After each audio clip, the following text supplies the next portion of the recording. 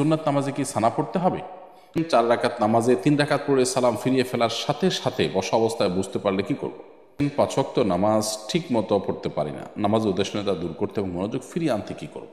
এমনি তানভীর হাসান লিখেছেন 4 রাকাত নামাজে 3 রাকাত পড়ে সালাম ফিরিয়ে ফেলার সাথে সাথে বসা অবস্থায় বুঝতে পারলে কি করব? নামাজ হলো 4 রাকাত, আপনি 4 রাকাত বিশিষ্ট নামাজ, কিন্তু তৃতীয় রাকাতে আপনি বসে সালাম ফিরিয়ে ফেলেছেন এবং বসা অবস্থায় আপনার মনে হয়েছে সালাম দিকে ফেরানো শেষ, কথাবার্তা বলেননি, উঠে হাঁটাহাঁটি করেননি, এমন অবস্থা আপনি মনে হয়েছে কেবলামুখী আছেন, ওই অবস্থায় দাঁড়িয়ে আরও 1 রাকাত পড়বেন, পড়ে শেষে সেজদায় সাহু দিয়ে নেবেন, ইনশাআল্লাহ নামাজ হয়ে যাবে। এরপর তাসলিম সিরাত আপনি লিখেছেন 5 ওয়াক্ত নামাজ ঠিক মতো পড়তে পারি না, নামাজ উদ্দেশ্যতা দূর করতে এবং মনোযোগ ফিরিয়ে আনতে কি করব?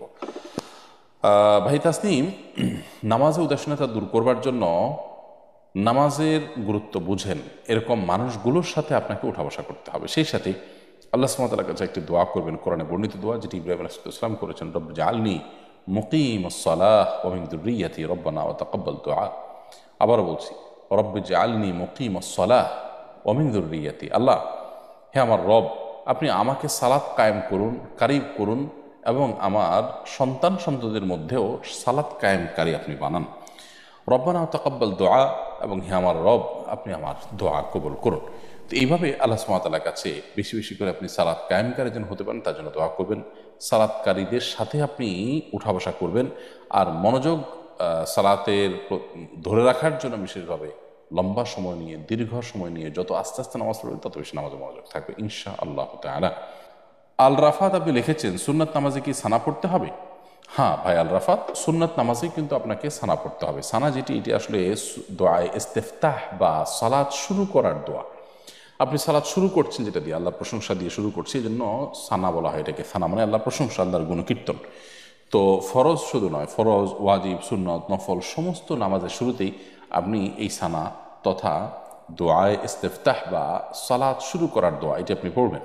তবে এক্ষেত্রে আমরা বলে রাখতে চাই, সালাত শুরু করার দোয়া বা দোয়া ইস্তেফতাহ এটা কিন্তু একটা বা নির্দিষ্ট ফিক্স কোনো দোয়া নয়। আমরা শুধুমাত্র একটা দোয়ার কথা জানি, যে সালাতের শুরুতে আমরা পড়ে থাকি সুবহানাকাল্লাহুম্মা ওয়া বিহামদিকা ওয়া তাবারাকা ইসমুকা ওয়া তাআলা জাদ্দুকা ওয়া লা ইলাহা গায়রুক। মাশাআল্লাহ, এটা খুবই অর্থবহ এবং আল্লাহর প্রশংসা প্রকাশ করে এমন একটি দোয়া। কিন্তু এর পাশাপাশি নবী সাল্লাল্লাহু আলাইহি সাল্লাম আরও বিভিন্ন দোয়াও কিন্তু এই জায়গায় পাঠ করতেন। আল্লাহুম্মা বা'আদ বাইনি ওয়া বাইনা খাতায়ায়া কামা বা'আদতা বাইনাল মাশরিক ওয়াল মাগরিব। আরও বিভিন্ন দোয়া নবী সাল্লাল্লাহু আলাইহি সাল্লাম পড়তেন, সেগুলো আমাদের শিখে রাখা দরকার। মাঝে মধ্যে আমরা চাইলে একাধিক ফরম্যাটে এক সময় পড়তে পারি।